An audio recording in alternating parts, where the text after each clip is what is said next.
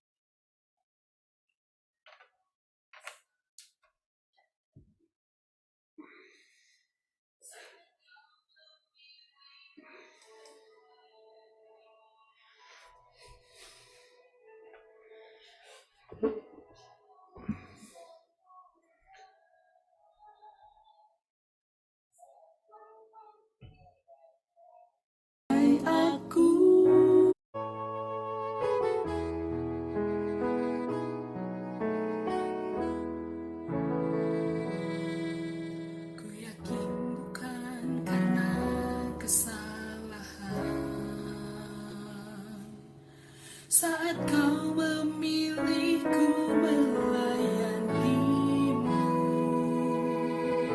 ku percaya rencanamu sempurna.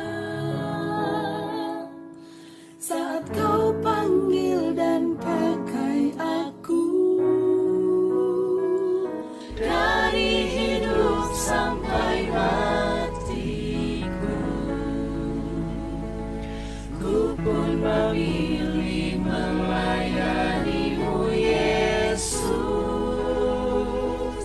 Dari hidup sampai matiku, semuanya untuk kemuliaan-Mu. Sampai Engkau datang kembali, utuslah aku sesuai rencana-Mu.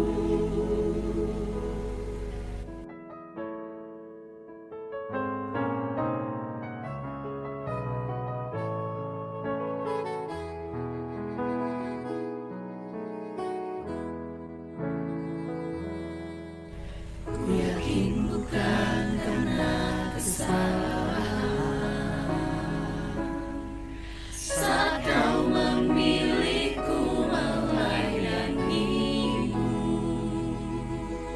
ku percaya rencanamu sempurna. Saat kau panggil dan pakai aku, dari hidup sampai matiku, ku pun memilih melayanimu Yesus. Dari hidup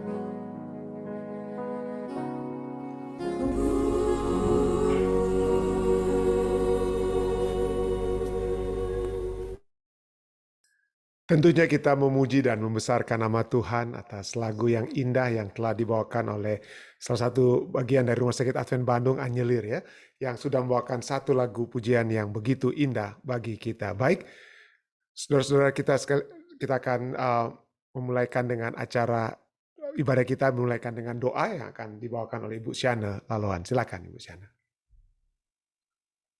Mari kita satu dalam doa. Bapa di surga, Bapa yang penuh kasih, Bapa yang maha pengampun, dan tentunya kami memuji mengucapkan nama-Mu, ucap syukur atas segala berkat dan pimpinan Tuhan pada sepanjang malam perjumpaan kami, baik kami di Indonesia maupun dalam melakukan pekerjaan bagi yang di Amerika. Kami yakin dan percaya Tuhan, Engkau sentiasa menyertai kami. Terima kasih Tuhan untuk segala berkat. Pada saat ini lagi ya Tuhan, kami berdoa, mengucap syukur atas berkat dan pimpinan sampai kami saat ini dapat berkumpul untuk mempelajari sebagian dari firman-Mu melalui sekolah sahabat. Engkau memberikan Roh-Mu yang kudus, menempati hati pikiran kami, untuk kami dapat menerimanya, terlebih ya Tuhan dapat berguna, menuntun kami lebih hari lebih dekat padamu. Kami juga tak lupa berdoa untuk Pendeta Stephen Rantung, sekeluarga, kesehatan, Pak Budi, juga ya Tuhan bagi Pak Pendeta, untuk dapat melayani kami senantiasa. Pada saat kami memuji muliakan nama-Mu, Engkau kiranya menyertai dia. Engkau kiranya mau ya Tuhan membantu kami semua yang hadir pada saat ini. Terima kasih Tuhan untuk segala berkat-Mu. Terima kasih untuk segala pimpinan-Mu. Terlebih terima kasih ya Tuhan untuk jawaban doa yang Engkau siapkan bagi kami. Dan serahkan hidup kami ke dalam tangan-Mu, kehendak-Mu yang jadi atas kami. Dalam nama Yesus kami berdoa dan mengucap syukur. Amin. Amin. Terima kasih banyak Ibu Syana Laloan. Baik, saudara sekalian, seperti biasa saya akan membagikan pelajaran kita. Dan pada malam hari ini kita akan membahas satu topik tentang perjanjian di Sinai ya. Tetap masih di bagian pengantar ya. Kita sudah pernah tentunya hampir satu triwulan kita mempelajari tentang perjanjian Allah, tapi pada saat ini kita akan kembali mengulangi sedikit tentang perjanjian di Sinai menjadi pelajaran kita pada hari Rabu waktu Amerika ya, hari Kamis saat ini bagi Anda yang ada di Indonesia. Tapi kita bersyukur dapat kembali diingatkan tentang perjanjian di Sinai. Mari kita langsung dengan kepelajaran kita. Kisah Keluaran dan segala sesuatu yang berhubungan dengan keluarnya bangsa Israel dari Mesir, sejak pada saat mereka menaruh darah di ambang pintu di Mesir sampai kepada peristiwa besar di Laut Merah, adalah satu pengalaman yang luar biasa. Tidak diragukan lagi, peristiwa ini, keluaran tersebut, telah menimbulkan satu impresi dalam diri mereka yang mengalami peristiwa tersebut. Begitu hebat impresi bagi mereka yang alami. Apalagi mereka yang meninggal ya, dari anak-anak sulung di Mesir sampai kepada prajurit-prajurit yang meninggal di dasar laut. Yang mana Allah dapat kita lihat menghakimi mereka dengan adil. Nah, sebagaimana Tuhan berfirman, kamu sendiri telah melihat apa yang kulakukan kepada orang di Mesir, dan bagaimana aku telah mendukung kamu di atas sayap Raja Wali dan membawa kamu kepadaku. Itulah kita lihat ya, firman yang telah digenapi, firman yang Tuhan telah nyatakan kepada bangsa Israel setelah mereka keluar dari Mesir. Keluaran 19 ayat 4. Mengapa Tuhan melakukan penyelamatan yang menarik banyak perhatian dan dramatis ini, yaitu mengeluarkan satu bangsa dari bangsa lain, atau seperti yang Musa sendiri katakan kepada mereka. Musa katakan apa dalam Ulangan 4 ayat 34? Atau pernahkah suatu Allah mencoba datang untuk mengambil baginya suatu bangsa dari tengah-tengah bangsa yang lain, dengan cobaan-cobaan, tanda-tanda, serta mujizat-mujizat dan peperangan, dengan tangan yang kuat dan dengan lengan yang teracung dan dengan kedahsyatan-kedahsyatan yang besar, seperti yang dilakukan Tuhan Allahmu bagimu di Mesir, di depan matamu. Tidak pernah ya, tidak pernah, tapi hanya Allah saja ya yang telah melakukannya bagi umat pilihannya. Bacalah Keluaran 19 ayat 4-8. Mengapa Tuhan memanggil bangsa itu keluar dari Mesir? Apa tujuannya? Di sini dikatakan, kamu sendiri telah melihat apa yang kulakukan kepada orang Mesir, dan bagaimana aku telah mendukung kamu di atas sayap Raja Wali dan membawa kamu kepadaku. Allah ingin ada satu umat yang dapat berbakti kepadanya yang sudah janjikan kepada nenek moyang mereka Abraham. Jadi sekarang jika kamu sungguh-sungguh mendengarkan firman-Ku dan berpegang pada perjanjian-Ku, maka kamu akan menjadi harta kesayangan-Ku sendiri dari antara segala bangsa, sebab Akulah yang empunya seluruh bumi. Lalu ayat 6, kamu akan menjadi bagiku. Apa tujuannya? Kamu akan menjadi bagiku kerajaan imam dan bangsa yang kudus. Inilah semuanya yang firman yang harus kau katakan kepada orang Israel. Lalu datanglah Musa dan memanggil para tua-tua bangsa itu dan membawa mereka ke depan mereka segala firman yang diperintahkan Tuhan kepadanya. Lalu apa ayat 8 katakan? Seluruh bangsa itu menjawab bersama-sama, segala yang difirmankan Tuhan akan kami lakukan. Lalu Musa pun menyampaikan jawab bangsa itu kepada Tuhan. Hal itu cukup sederhana saja ya. Allah memanggil mereka keluar, satu benih atau keturunan dari para bapa, itu Abraham, Ishak, dan Yakub. Dan melalui keturunan-keturunan ini, Tuhan menetapkan perjanjiannya dan benar-benar mereka akan menjadi apa? Harta kesayanganku sendiri dari antara segala bangsa. Sebab Akulah yang empunya seluruh bumi. Keluaran 19 ayat 5. Hubungan ini adalah merupakan pusat dari perjanjian tersebut. Jadi harta kesayangan ya, dari antara segala bangsa. Nah, apa artinya? Kita lihat ya.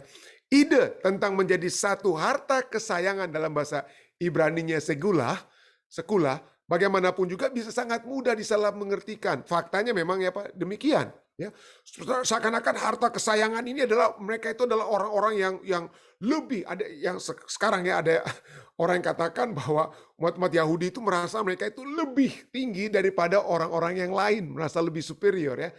Ya dengan kata lain ya. Jadi inilah menyebabkan banyak orang-orang merasa, wah enggak, masa cuma mereka yang superior, kita lebih superior, dan terjadilah apa ya, ethnic cleansing dan lain sebagainya kita lihat di dalam dunia. Jadi inilah masalah dengan harta kesayangan ini seringkali disalah mengertikan ya.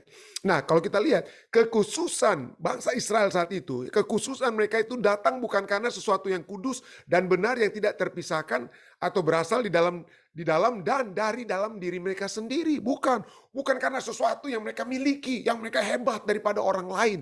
Kehebatan mereka itu bukan dari dalam diri mereka. Tetapi sebagai gantinya, hal itu karena kasih karunia Allah yang diberikan kepada mereka. Dan karena kebenaran-kebenaran yang indah yang Allah curahkan kepada mereka. Yaitu kebenaran-kebenaran yang harus mereka ikuti dan sebagai sebuah kerajaan imam-imam. Yang pada akhirnya mereka harus mengabarkan kebenaran-kebenaran tersebut kepada dunia. Tetapi inilah ya harta kesayangan, kekudusan kita yang mulai dari bukan hanya orang-orang Israel menganggap ya di zaman dahulu ya mereka itu yang lebih hebat daripada lainnya. Tetapi pada saat kita merasa bahwa kita ini adalah umat kudus Tuhan, kita seringkali merasa wah kita ini lebih superior dari orang lain. Ya, hati-hati kalau kita melihat diri kita sebagai sumber kekhususan tersebut, sumber kehebatan tersebut yang lebih daripada orang-orang lain, maka itu menjadi satu hal yang salah. Tapi kalau kita lihat kekhususan mereka itu oleh sebab Allah yang memberikan kepada mereka.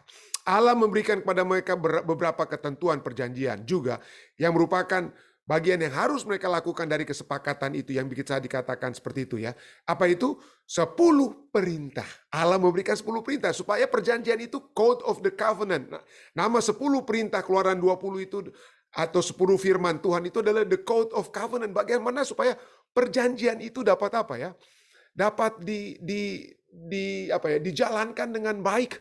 Ya, pada saat saya mengikat perjanjian dengan istri saya, artinya apa ya? Saya tidak boleh lagi dengan orang lain dengan kata lain ya. Saya sudah ada norma-norma kekeluargaan yang sudah harus saya apa?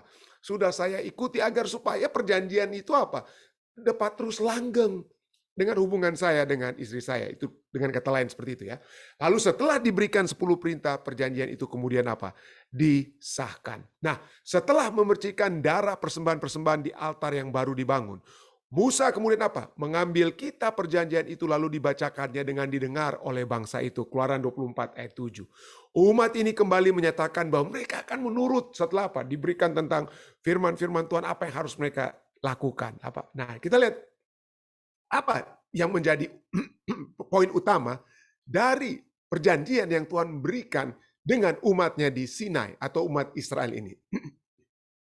Ibrani 9 ayat 19-20 katakan, sebab sesudah Musa memberitahukan semua perintah hukum Taurat kepada seluruh umat, ia mengambil darah anak lembu dan darah domba jantan serta air dan bulu merah dan hisop, lalu memerciki kitab itu sendiri dan seluruh umat sambil berkata, inilah darah perjanjian yang ditetapkan Allah bagi kamu. Ibrani 9 ayat 19-20. Nah, apakah arti darah itu?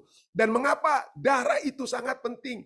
Bahkan bagi kita saat ini. Kenapa? Setelah kita lihat Tuhan menyatakan perjanjiannya, kamu akan menjadi umat kudusku. Lalu Tuhan memberikan the code of the covenant.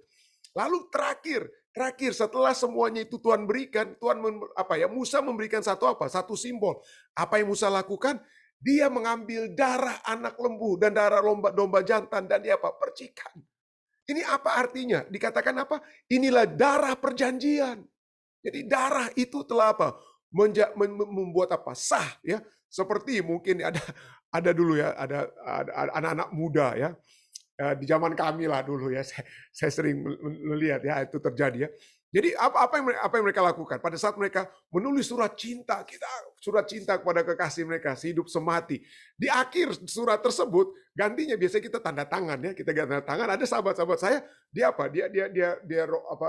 lukai sedikit tangannya lalu seperti stempel gitu ya. Darahnya itu menjadi stempel di surat cinta yang dia kirim kepada pacarnya. Itu yang terjadi di zaman kami. Saya percaya tidak ada lagi di zaman saat ini. Tapi itulah ya. Jadi itu seperti jadi stempel, jadi seal dari surat cinta tersebut. Apakah ini juga yang menggambarkan, yang memeteraikan perjanjian pernikahan antara Allah dan umat Israel. Mari kita lihat ya. Mari kita lihat tentang perjanjian di Sinai yang kita bisa membaca itu dari Keluaran 19 ayat Keluaran Fatsal 19 sampai Keluaran Fatsal 24. Kalau kita lihat pertama-tama ya, perjanjian ini Allah berikan setelah Allah membebaskan mereka. Diberikan setelah pembebasan. Kamu sendiri, Keluaran 19 ayat 4, kamu sendiri telah melihat apa yang kulakukan pada orang Mesir. Jadi mereka itu sudah bebas. Jadi inilah sebabnya kita jangan melihat bahwa hukum-hukum Tuhan, ya the code of the covenant atau perjanjian Tuhan, itu telah diberikan kepada kita untuk kita turuti supaya kita dapat menjadi anak-anak Allah. Tidak. Kita sudah menjadi anak-anak Allah tersebut, Allah terlebih dahulu, lalu kemudian hukum-hukum tersebut membantu kita supaya kita tetap berada di dalam satu persekutuan dengan Allah. Tapi pertama-tama kita telah dibebaskan. Saudara dan saya telah seperti orang Israel telah menerima pembebasan, keselamatan tersebut. Aku telah mendukung kamu di atas sayap Raja Wali, membawa kamu kepadaku. Kita dibawa, dengan kata lain, itu diberikan agar umat yang telah bebas ini dapat terus berada dalam satu kesatuan dengan Allah, dapat terus bersama-sama dengan Allah. Ya, jadi itulah sebabnya the code of the covenant, ya. Kode-kode perjanjian yang sudah Allah buat, yaitu 10 hukum, itu supaya kita apa? Supaya kita tahu kira-kira tanggung jawab kita sebagai suami atau istri itu apa. Ya. Tidak heran Amos 3 ayat 3 katakan apa? Berjalankah dua orang bersama-sama jika mereka belum berjanji? Jadi pada saat kita berjanji harus ada apa ya? Harus ada apa ya? Pada saat kita mengadakan satu perjanjian, kita harus menuruti. Ada hal yang harus kita kita lakukan supaya kita memiliki hubungan yang langgeng. Ada komitmen. Perjanjian itu telah dibuat supaya kita memiliki komitmen. Ya, hidup setia semati, janji pernikahan. Tapi ya sayang sekali mungkin ya. Kita lihat ini komitmen dalam perjanjian yang Allah sudah berikan contohnya. Allah telah berkomitmen baik kepada mulai dari Adam dan Hawa. Pada saat waktu lalu kita bahas tentang the covenant atau perjanjian. Allah telah buat covenant, dia telah membuat perjanjian dengan Adam dan Hawa, dengan Nuh, dengan siapa lagi? Dengan Abraham. Lalu sekarang dengan orang-orang Israel di Sinai, Allah selalu membuat perjanjian karena Allah ingin berkomitmen dengan kita. Berkomitmen, tapi ya seperti saya katakan tadi ya, manusia modern saat ini kita tidak lagi suka untuk memiliki komitmen. Ya, tidak ada banyak sekarang anak-anak muda yang pikir, aduh buat apa kita menikah, yang penting hidup bersama pendeta. Hidup bersama kan kalau daripada bercerai sakit hati, lebih baik kita coba dulu, rayan dulu. Rayan itu artinya seperti bahasa Inggrisnya test drive dulu pernikahan tersebut. Ya kita coba dulu. Kalau cocok ya kita terus masuk dalam pernikahan. Kalau enggak ya ya cukup di kumpul kebo, ya, apa istilahnya 7-Eleven gitu ya, kumpul kebo ya, apa cohabitating nama lainnya. Nah, tetapi ada masalahnya. Ada masalah dengan living together ini. Kalau Anda bisa Google, Anda bisa menemukan artikel ini ya. Sensus tahun 2019 menyatakan adalah bahwa ada 72% peningkatan orang-orang yang apa ya, cohabiting couples sejak tahun 1990. Jadi ada kenaikan yang begitu tinggi orang-orang yang hidup bersama tanpa di luar pernikahan. Tetapi kalau kita lihat research demi research menunjukkan bahwa hidup bersama itu tidak membawakan kebahagiaan, saudara ya. Hidup bersama itu tidak membawakan kebahagiaan. Ini misalnya higher level of trust and satisfaction, dibuatlah research, Pew Research Center, apa kira-kira orang-orang yang menikah dan orang-orang yang hidup bersama, dengan bahasa Indonesia yang kasarnya kurang lebih kumpul kebo ya. Kalau kita lihat, kesetiaan di antara mereka itu berkurang pada saat kita tidak hidup bersama karena tidak ada komitmen kan. Ya buat kalau saya mau berhubungan gelap dengan orang lain, apa salahnya saya lakukan? Anyway saya nggak kawin. Jadi orang yang menikah itu lebih memiliki kesetiaan, be faithful, lebih memiliki faithfulness daripada orang yang living with a partner. Ya. Lalu tindakan-tindakan yang untuk menjaga perasaan pasangan kita itu lebih tinggi dimiliki oleh orang yang menikah daripada orang yang cuma coba-coba hidup dalam pernikahan tapi tidak menikah. Ya. Siapa yang berbicara always tell the truth? Siapa yang lebih berbicara untuk menyatakan hal-hal yang benar? Orang yang berkeluarga, yang married, yang warna hijau itu 68% itu lebih apa? Tell the truth, walaupun bohongnya ada, tetapi tetap aja lebih tinggi tingkatan perkataan yang benar daripada orang yang kumpul kebo. Dengan kata lain, yang kumpul kebo hanya 52%. Lalu bagaimana cara penanganan uang? Penanganan uang. Yang menikah itu lebih apa? Responsibility, memiliki apa? Tanggung jawab tentang keuangan dengan diatur lebih baik daripada orang yang tidak apa? Yang tidak menikah secara resmi. Ya, jadi begitu banyak ya. Pada saat mereka apa? Pada saat mereka anak mereka. Jadi dengan kata lain, seorang laki-laki, saya hanya hidup bersama dengan pasangan saya tidak kawin. Pada saat saya menjadi seorang ayah, padahal anak itu adalah anak kandung saya tidak memiliki tanggung jawab untuk memelihara anak tersebut seperti kalau saya adalah ayah yang dari pasangannya apa? Yang menikah, ya. Yang menikah. Dan begitu juga tentang pekerjaan di rumah. Walaupun kita hidup bersama, kalau menikah itu lebih memiliki tanggung jawab untuk atur-atur rumah dan lain sebagainya. Kalau cuma hidup bersama ya masing-masingnya. Kalau saya nggak mau ngurus rumah, nggak mau bersih-bersihin rumah, ya apa salahnya dengan kata lain. Jadi ada begitu banyak ya, begitu banyak hal-hal yang kalau kita lihat dari segi ini ya, satisfaction, kepuasan dalam pernikahan, maka yang hidup bersama itu tidak akan apa? Tidak akan puas. Tidak akan puas. Yang membedakan itu hanyalah apa ya? Mereka hanya mau seperti ini ya. Tidak ada komitmen ya. Poin kedua dari research ini ya.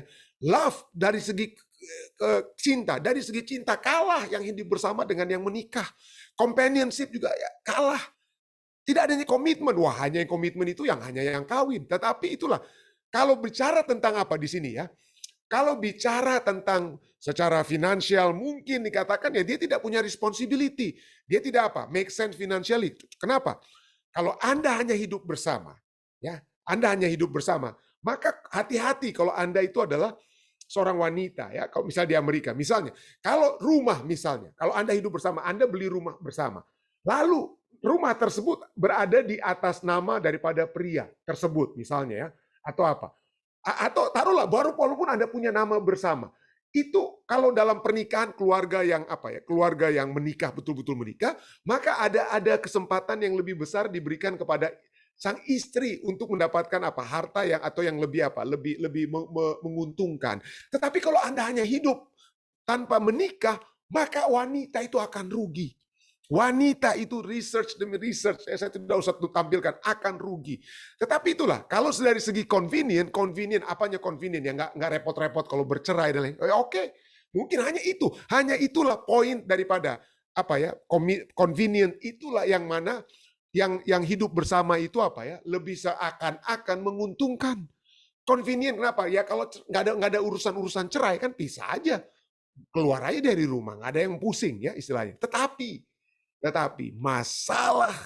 masalah terbesar Orang sering katakan, kita kan mau test drive dulu pendeta. Mau coba-coba dulu dalam hidup pernikahan, kita hidup bersama. Mau test drive. Ya, mau rayen, orang Nado bilang. Mobilnya mau dirayen dulu, mau dicoba dulu. Masalahnya kita manusia. Kita punya perasaan tidak seperti mobil. Kalau Anda nggak suka mobilnya, setelah Anda pakai mobil itu setelah 1 minggu, ya ada dealer-dealer di Amerika yang memberikan kesempatan Anda test drive dulu 1 minggu, lalu Anda boleh kembalikan. Itu mobilnya nggak akan nangis, saudara. Mobilnya nggak akan sakit hati, nggak ada masalah keuangan dengan mobil tersebut. Karena manusia itu tidak sama dengan mobil.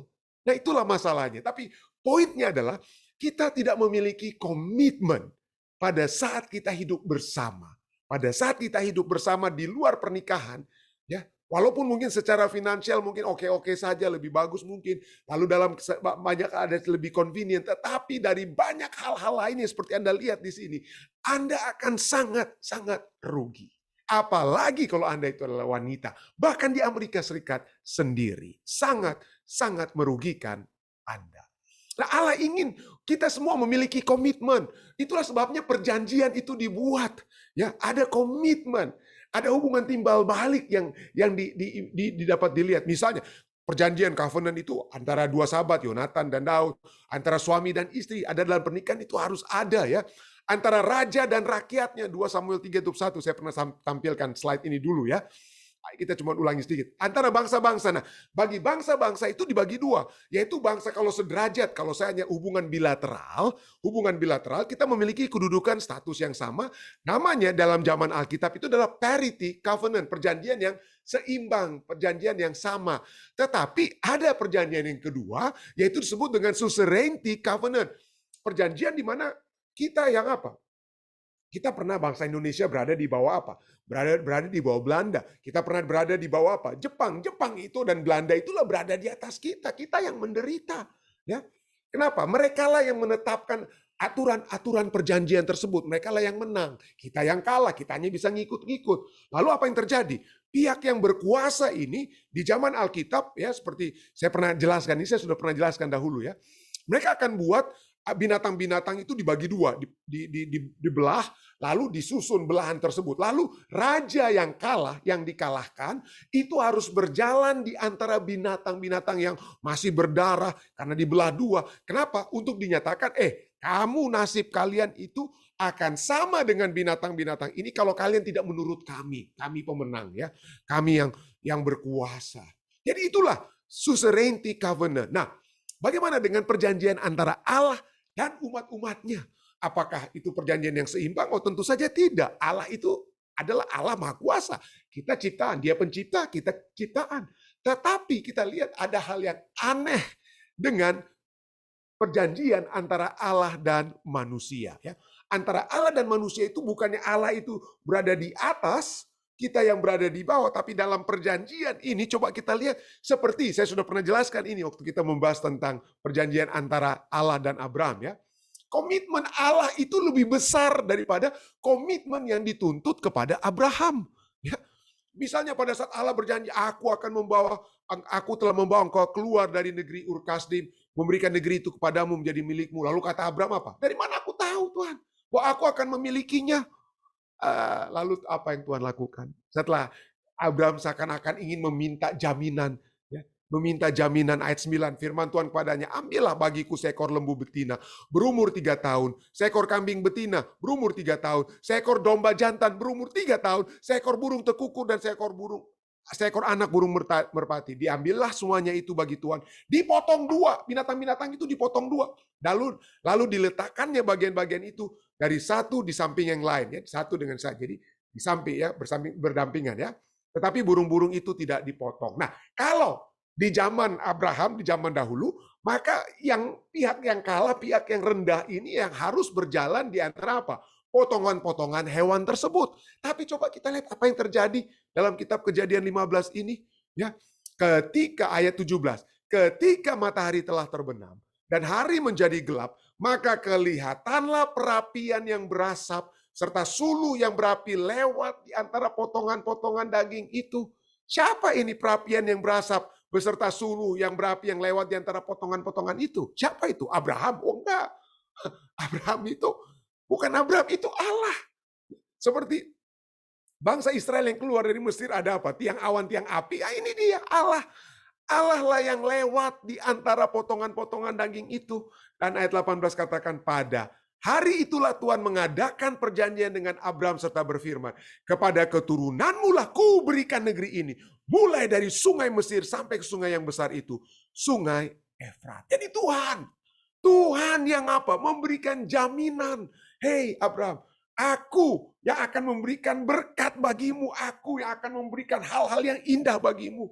Dan untuk meyakinkan engkau, aku rela untuk dipotong-potong. Itu dengan kata lain itu yang Tuhan katakan kepada apa ya? Kepada Abraham. Dan inilah memang ya, mengadakan perjanjian. Ayat 18, pada hari itulah Tuhan mengadakan perjanjian. Bahasa Inggrisnya made a covenant. Mengadakan perjanjian adalah membuat perjanjian, karat breathe. Nah, kata karat, karat. Kata karat itu artinya to cut off, to cut down. Memotong. Jadi kata mengadakan perjanjian, kalau secara literal bukan pada hari itulah Tuhan mengadakan perjanjian, tetapi pada hari itulah Tuhan memotong perjanjian. Tuhan memotong perjanjian. Cutting of the covenant. Kenapa? Dialah yang berjalan di antara binatang yang berdarah. Dia Tuhan yang berkorban. Dengan kata lain, Tuhan yang akan dipotong dalam perjanjian tersebut. Ya. Inilah kita lihat bagaimana hebatnya Tuhan kita. Perjanjian itu adalah satu jaminan kepada kita. Tuhan memberikan jaminannya. Pada saat itu kita lihat ya, perjanjian yang dibuat kepada Abraham. Pada saat Tuhan membuat perjanjian dengan bangsa Israel di Sinai, kita lihat Tuhan secara spesifik berkata ya, ada nama Tuhan, nama perjanjian di situ disebutkan Yahweh. Dalam Keluaran 19 ayat 3, naiklah Musa menghadap Allah dan Tuhan Yahweh ya berseru dari gunung itu kepadanya, beginilah kau katakan pada keturunan Yakub dan kau beritakan kepada orang Israel adanya nama perjanjian. Jadi Tuhan katakan, ini aku, nama kecilnya. Jadi bukan lagi Allah, bukan lagi pendeta, tapi Stephen. Nah, dengan kata itu nama kecil Allah ya. Disebutkan kenapa? Supaya mereka yakin ya. Mereka yakin bahwa secara spesifik dan secara sah itu Tuhan dengan nama kecilnya, dengan kata lain ya, mengadakan perjanjian dengan mereka. Lalu bukan itu saja. Poin kedua yang dapat kita lihat adalah bahwa mereka diingatkan kembali tentang tindakan perkasa Allah. Apa yang aku telah buat, apa yang kulakukan pada orang sendiri, kalian telah lihat. Aku mendukung kamu di atas sayap Raja Wali, membawa kamu kepadaku. Hal yang ketiga, komitmen Allah dalam perjanjian ini adalah janji berkat Allah sediakan. Kamu akan menjadi harta kesayanganku. Kamu menjadi kerajaan imam bangsa yang kudus. Itu janji yang Allah sediakan. Ya. Dan kemudian Allah katakan, supaya kamu tetap menjadi harta kesayanganku, supaya kamu tetap menjadi kerajaan imamku, supaya kamu tetap berada bersama-sama dengan aku, maka Allah memberikan 10 firman-Nya. Supaya apa ya? Supaya kita lihat Allah ingin kita berjalan bersama-sama dengan Dia. Allah berjalan bersama-sama dengan Henokh, dan oleh sebab itulah Henokh menjadi orangnya apa? Dibenarkan Allah, dinaik dia ke surga. Supaya kita masuk surga, saya ulangi, supaya kita masuk surga, kita harus seperti Henokh. Apa itu? Kita berjalan bersama-sama dengan Allah. Dan 10 firman-Nya itu yang kita sering dengan nama Torah, saya ulang-ulangi, root word dari Torah itu adalah yarah. Yarah, apa artinya yarah? Yarah itu adalah arah tujuan kita. Allah ingin kita berjalan bersama-sama dengan Dia. Bagaimana caranya? Tuhan berikan ini arah perjalananku ini, karakterku ini. Ya, ini karakterku. Aku tidak membunuh, aku tidak mencuri, aku tidak ini. Itulah karakter, arah yang Allah ingin supaya kita lalui. Itulah sebabnya Allah memberikannya. Tetapi bukan hanya itu saja. Lebih daripada keempat hal ini yang Allah telah berikan. Allah telah memeteraikan perjanjian tersebut. Seperti yang kita baca dengan Ibrani 9 ayat 19 sampai 20 ya. Sebab sesudah Musa memberitahukan semua perintah hukum Taurat kepada seluruh umat, ia mengambil darah anak lembu dan darah domba jantan serta air dan bulu merah dan hisop, lalu memerciki kitab itu sendiri dan memerciki seluruh umat ya, sambil berkata, inilah darah perjanjian yang ditetapkan Allah bagi kamu. Itu dulu di zaman Musa darah domba, tapi di zaman kita atau zaman perjanjian baru sampai saat ini, itu darahnya siapa? Siapa itu anak domba Allah? Tidak lain darah siapa? Darah Yesus sendiri. Jadi Allah memberikan jaminan bahwa saudara dan saya, kita adalah umat-umat pilihannya. Kita adalah kerajaan imam. Dan dia nyatakan itu dengan apa? Darahnya. Darah perjanjian itu siapa? Darah Yesus Kristus sendiri. Ibrani 9 ayat 14 katakan, betapa lebihnya darah Kristus yang oleh roh yang kekal telah mempersembahkan dirinya sendiri kepada Allah sebagai persembahan yang tidak bercacat, yang akan menyucikan hati nurani kita dari perbuatan yang sia-sia, supaya kita dapat beribadah kepada Allah yang hidup. Tuhan memanggil bangsa Israel keluar dari Mesir, supaya mereka dapat datang kepadaku. Saudara dan saya telah menjadi umat-umat kudus, umat-umat sisa. Supaya apa? Supaya saudara dan saya dapat datang beribadah kepadanya Allah yang hidup. Seperti Wahyu 14 katakan ya. Inilah pekabaran dari malaikat pertama ya. Injil yang pertama, takutlah akan Tuhan dan beribadahlah, sembahlah Dia yang telah menjadikan langit dan bumi. Ya, sembahlah Dia. Allah mau supaya saudara dan saya datang beribadah. Dan itulah perjanjiannya. Apabila saudara dan saya datang beribadah kepadanya, maka kita akan menjadi seperti Henokh. Kita berjalan bersama-sama dengan Allah. Dan ujung-ujungnya, tujuan akhir daripada kehidupan perjanjian kita adalah kerajaan surga. Tetapi untuk mencapainya sekali lagi, usaha demi usaha telah Allah lakukan. Karena Dia telah berkomitmen bahwa saudara dan saya harus masuk surga. Kiranya ini dapat menjadi bagian kita semua. Saya bawa ini dalam nama Yesus. Amin. Baik, saudara sekalian, jika ada tambahan ataupun pertanyaan ya, yang Anda ingin berikan pada saat ini, silakan. Sehubungan dengan pelajaran kita. Ada kira-kira? Thank you, bagus. Ya, Papi? Ya. It's okay. Oke, makasih. Baik, ada lagi saudara lainnya? Sudah jelas sekali. Amin, puji Tuhan Mami ya. Ada pertanyaan mungkin dari saudara-saudari sehubungan dengan pelajaran kita? Dari Pendeta Tikualu, jika ada beliau di sini, silakan Pendeta Tikualu ya. Makasih, Sir. Cuma mau tanggapi sedikit, Sir. Luar biasa, ini berkat Tuhan yang diberikan lewat covenant ini. Jadi dengan kata lain yang saya tanggapi tadi berarti tidak ada alasan orang untuk tidak menurut ya, Sir. Tidak ada alasan. Karena memang ini perjanjian antara Allah dengan kita manusia. Jadi karena sudah ditebus oleh darah Yesus, maka harus orang lakukan, ternyata bukan lagi untuk membawa janji Pak Tuhan. Tetapi karena perjanjian itu harus orang faith, yang harus yakin, percaya bahwa Tuhan telah memberikan janji yang pasti kepada kita. Terima kasih, Sir. Terima kasih, puji Tuhan. Baik, ada lagi yang lainnya, saudara sekalian? Ada? Bapak Simatupang jika ada, Ibu Debbie, atau saudara jika tidak ada, mungkin dari live stream, Dek. Silakan, Dek. Oh, tidak ada tambahan, Pendeta, dari live stream? Oke, jika tidak ada, kita masuk ke bagian kedua ya, acara ibadah dalam berdoa kita bersama. Baik, kita tidak melihat Om Rain ada bersama-sama dengan kita. Tadi sebelum datang ke sini, Om Pendeta Rain Kesaulia telah menelpon saya dan besok dia akan juga bersaksi. Ada satu mujizat yang telah terjadi, yang dokter-dokter sendiri pun tidak dapat percaya melihat apa yang telah terjadi, yang telah dialami oleh Om Pendeta Rain Kesaulia. Saya mau kita besok kita dapat beribadah kembali bersama-sama karena beliau akan memberikan kesaksiannya. Dia sudah sampaikan kepada saya, tapi mari kita dengar langsung. Ya, kita dengar langsung dari Om Pendeta Rain sendiri, walaupun dia sudah berada di meja operasi, walaupun dia sudah kurang lebih setengah jam dibius total ya, sebelum operasi untuk melihat kebocoran-kebocoran dalam jantungnya. Tetapi setelah setengah jam, kemudian dia harus dibangunkan kembali, dan kita akan mendengar secara spesifik ya besok dari Om Pendeta Reinhold Kesaulia yang akan bersaksi bagi kita sehubungan dengan mujizat yang dia alami pada hari ini waktu Amerika. Baik,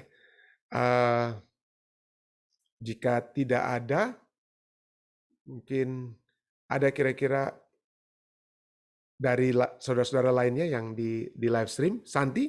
Ada yang mau Santi sampaikan? Silakan Santi.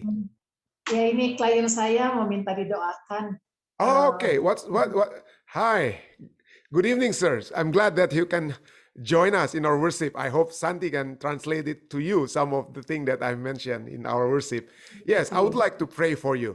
So may I know what's your name, sir? Richard Hernandez or Rick Hernandez. Oh, Rick Hernandez. Okay, I'll be praying specifically for you tonight. Well, thank you. It's so great and good to be here with you. Thank you for joining us. Appreciate that. Richard Hernandez, yeah? Okay, thank you so much, Mr. Hernandez. Oke. Ada lagi saudara yang di Zoom? Ya, silakan Saudari Debbie.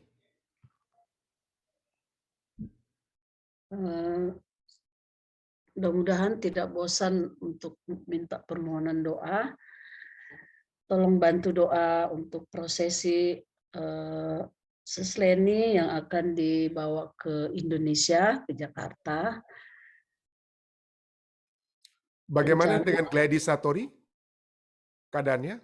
Mereka tidak jadi berangkat karena ada hal-hal yang dipikirkan, jadi mereka tunggu di sini aja, maminya. Jadi prosesi sekarang katanya jenazah ada masih di rumah sakit selama 3 hari, tidak boleh dikunjungi, kita tidak tahu ya cara rumah sakit. Jadi setelah 3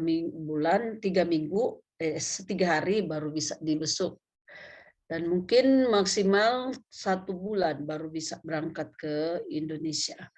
Jadi mohon doanya untuk prosesi keberangkatan, mudah-mudahan bisa sampai di Jakarta dengan selamat. Itu aja Pendeta, terima kasih. Terima kasih. Ya, tentunya kita juga ingin mengucapkan turut berduka ya, bukan hanya kepada keluarga Satori, ya Ibu Leni yang Tuhan sudah izinkan beristirahat pada saat ini. Mari kita juga ingat keluarga Kaumpungan Goni, ibu daripada saudari Sandra Wisan Kaumpungan, telah Tuhan juga izinkan untuk beristirahat di tahun 2015 waktu saya kembali ke Indonesia. Pada saat itu saya sempat juga bertemu dengan ibu ini, dan pada saat ini Tuhan telah izinkan beliau untuk beristirahat. Jadi kita terus doakan Sandra.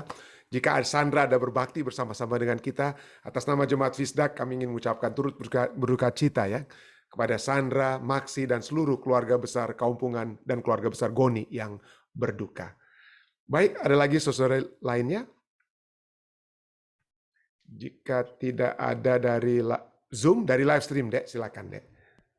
Silakan Pendeta Tikwalu. Oh, Pendeta Tikwalu ya, silakan. Makasih, Sir. Tolong doakan untuk bangunan gereja yang sementara berjalan di Tatelu. Dan juga ada satu anak Tuhan yang telah berkorban untuk membantu juga pekerjaan Tuhan di Jemaat Wasian. Ada Bapak dari Amerika, Bapak Yafet Matindas. Kami doakan tadi malam. Dan cucunya juga saat ini ada di Wasian, ingin didoakan supaya boleh dibaptis. Ya, saya akan berikan pembelajaran kepada anak ini. Oke. Bapak, jadi saya akan doakan Jemaat Tatelu dalam pembangunan dan Jemaat Wasian ada rencana baptisan ya. Ya. Ada lagi saya mau doakan tadi seperti ada nama yang Pendeta Tikwalu sebutkan. Bapak Yafet Matindas. Ya, Oh. dia. Yafet Matindas. Ya, dia yang mau bagaimana? Dia yang bantu untuk Jemaat Wasian. Oh, oke. Dan juga memberikan juga kepada kami untuk cucunya yang Ibu Yulin untuk diberikan pelajaran supaya dibaptis. Oh, oke. Ya, oke. Ya, terima kasih Pendeta. Baik, ada lagi?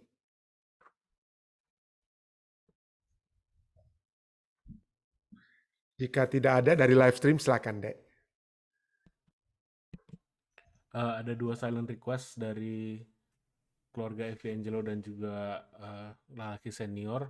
Lalu dari Tante Lili Pinontohan katanya tolong doakan Oma Desya Hutasoid yang sudah menarik 4 cucunya dalam kebenaran dan membesarkannya.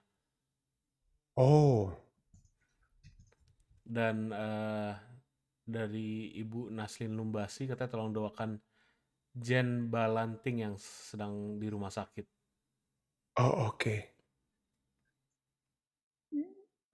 Boleh ulang, Jane Oh, Jen Balanting.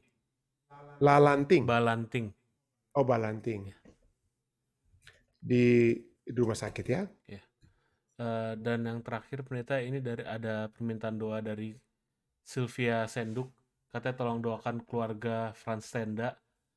Tadi malam sudah diizinkan untuk beristirahat Tante Anneke ke tenda. Oh ya, kita doakan berapa waktu lalu ya. Iya.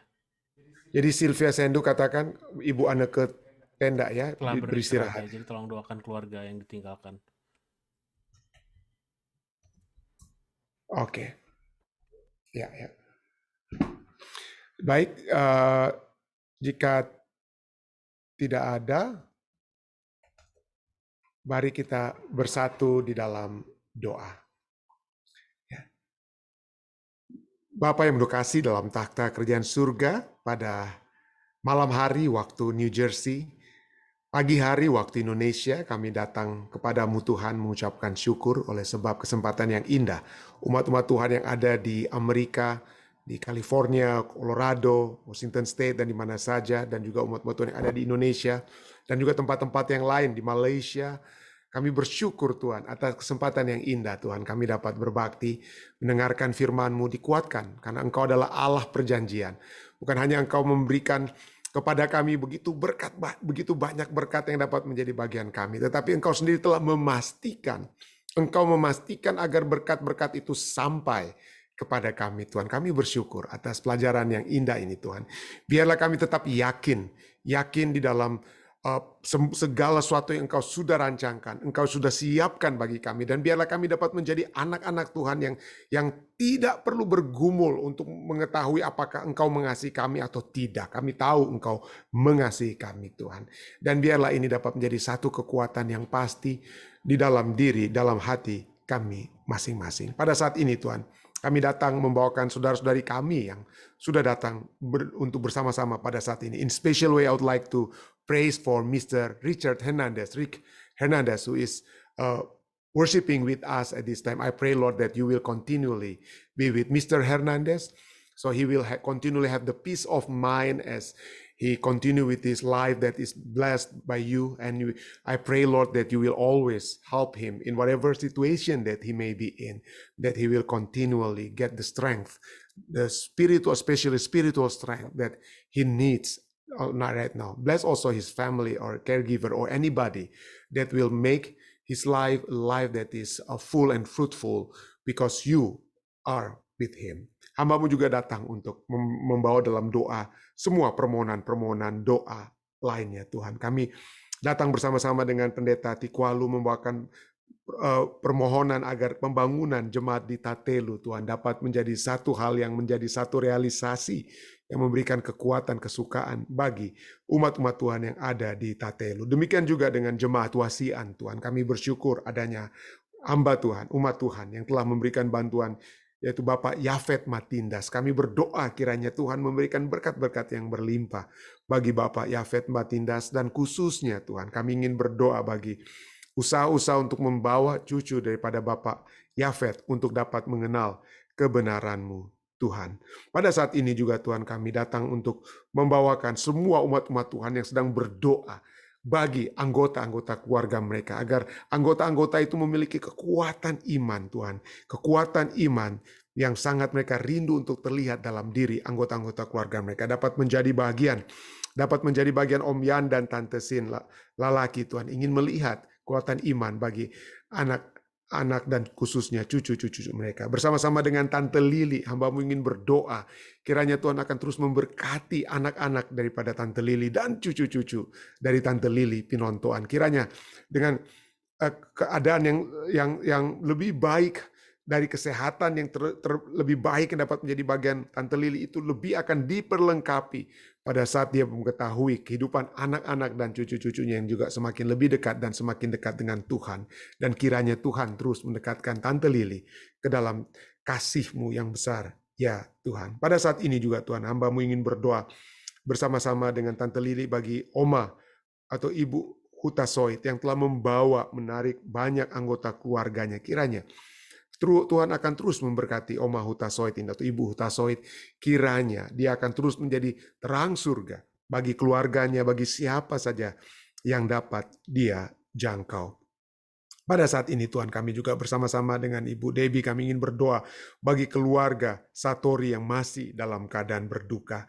Kami berdoa kiranya segala pengurusan agar pemberangkatan jenazah dari Ibu Leni Satori akan tiba di Indonesia dengan tidak kurang suatu apapun.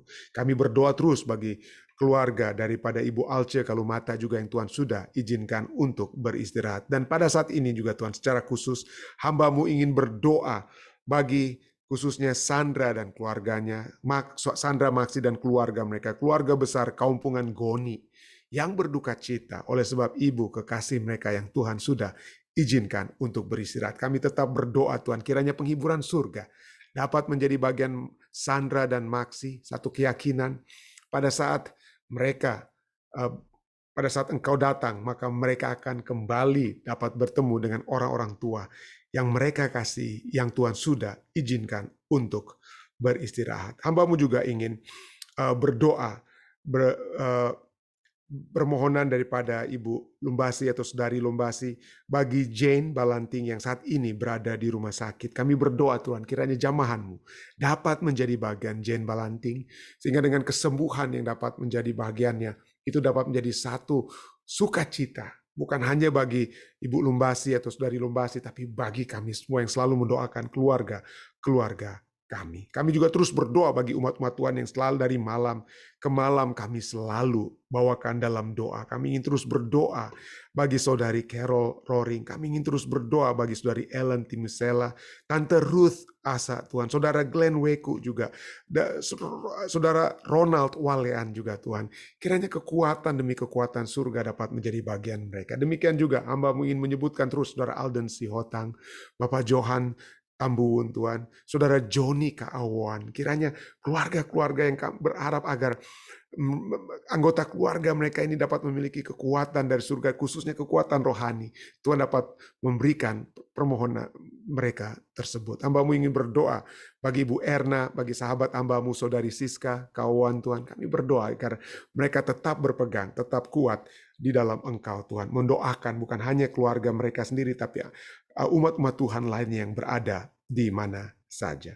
Pada saat ini juga kami telah mendengar dari Ibu Sylvia Senduk bagaimana Ibu Anneke Tenda yang Tuhan sudah izinkan untuk beristirahat juga.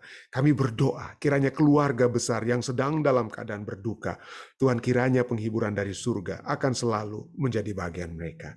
Hamba-Mu juga kiranya berdoa bagi umat-umat Tuhan yang lainnya yang sudah datang berbakti. Hamba-Mu ingin berdoa secara khusus bagi Saudari Jane Rononuwu dengan masalah kesehatan yang beliau miliki. Kami berdoa kiranya kekuatan yang sudah menjadi bagian Jane dari waktu ke waktu, kekuatan oleh sebab firman-Mu yang selalu menjadi terang pelita bagi perjalanan kehidupannya, itu dapat terus menuntun Jane untuk tetap memiliki iman yang kuat. Demikian juga hamba ingin berdoa bagi Ibu Pendeta Paruntu Tuhan, dengan segala permohonan-permohonan pribadinya, Evi dan Angel, dengan segala permohonan doa mereka, kiranya Tuhan akan selalu mendengarkan mereka Tuhan. Biarlah mereka akan selalu didekatkan dengan kasih surga yang dapat menjadi bagian mereka. Hamba-Mu juga terus berdoa bagi Bapak Maleaki Rundengan dengan masalah juga kesehatannya. Kiranya Tuhan akan selalu membantu anak-anak Tuhan ini. Dan pada malam hari ini juga hamba ingin berdoa bagi semua umat-umat Tuhan yang sudah datang berbakti melalui Zoom. Hamba tidak sempat sebutkan satu persatu Tuhan, tapi kiranya Tuhan terus memberkati Papi dan Mami yang ada di South Carolina. Kami terus berdoa bagi Om Rain yang walaupun tidak bersama-sama, tapi besok dia akan memberikan kesaksian tentang apa yang Tuhan telah lakukan kepadanya pada hari ini. Kiranya kami memiliki kesempatan yang lebih baik lagi, lebih banyak lagi, untuk terus-menerus mendengarkan kesaksian demi kesaksian yang Om Rain juga dapat bawakan kepada kami. Berkatilah semua yang hamba sekali lagi Tuhan. Hamba tidak sempat sebutkan satu persatu. Dan bagi umat-umat Tuhan yang di Jemaat Fisdak Tuhan, hamba-Mu ingin berdoa bagi keluarga Tirok Lingkuangan. Hamba-Mu berdoa Tuhan, kiranya Mei dan Rudi akan selalu Tuhan satukan dalam kasih surga. Mereka akan selalu bersama-sama mendidik, menjadi panutan bagi anak-anak yang Tuhan sudah percayakan bagi mereka. Kiranya Tuhan akan terus memberkati keluarga ini. Anak-anak Vanessa dalam pendidikannya, Ethan dan juga Aiden, kiranya penyertaan surga akan selalu menjadi bagian mereka. Mereka akan selalu dikuatkan dan dikuatkan. Hamba-Mu juga ingin berdoa secara khusus bagi Ethan dengan program ministry yang dia sudah akan mulaikan atau sudah dia mulaikan. Kiranya dengan online ministry yang Ethan lakukan, Tuhan, itu dapat menarik banyak anak-anak Tuhan untuk terus dekat dan datang kepadamu, Tuhan. Hamba-Mu juga ingin berdoa bagi Bapak Weli Longkutoi, Tuhan. Kiranya penyertaan Tuhan akan terus menjadi bagian Bapak Weli dalam pekerjaannya, dalam kehidupannya sehari-hari. Kiranya Tuhan akan selalu menyertai dia. Dan dengan kekuatan surga itu dapat membawa dia untuk lebih dekat kepadamu. Berkati juga istri dan anak yang ada di Indonesia. Kiranya persatuan dari surga lah akan terus menyatukan mereka. Terima kasih Tuhan, ada begitu banyak lagi mungkin permohonan-permohonan kami yang hamba tidak sempat sebutkan Tuhan. Tapi biarlah Engkau yang sudah mendengar setiap permohonan-permohonan doa yang sudah dibawakan Tuhan. Biarlah Tuhan mendengarnya, menjawab sesuai dengan kehendak-Mu. Kami serahkan semuanya, karena kami tahu Tuhan segala keputusan-Mu, apa yang Engkau izinkan itulah yang terbaik Tuhan. Engkau yang mengetahui dari awal hingga akhir. Oleh sebab itulah kami serahkan semua permohonan-permohonan kami ke dalam tangan kasih-Mu. Karena segala permohonan ini telah kami bawa Tuhan, hanyalah di dalam nama Yesus Kristus, Tuhan dan Juru Selamat menebus kami. Amin. Sekali lagi terima kasih banyak saudara sekalian yang saya kasih dalam Yesus Kristus. Terima kasih sudah bergabung dengan kami. Tetap jaga kesehatan ya, tetap jaga keselamatan kita. Dan kita akan bertemu kembali besok di waktu yang sama. Tuhan memberkati kita semua.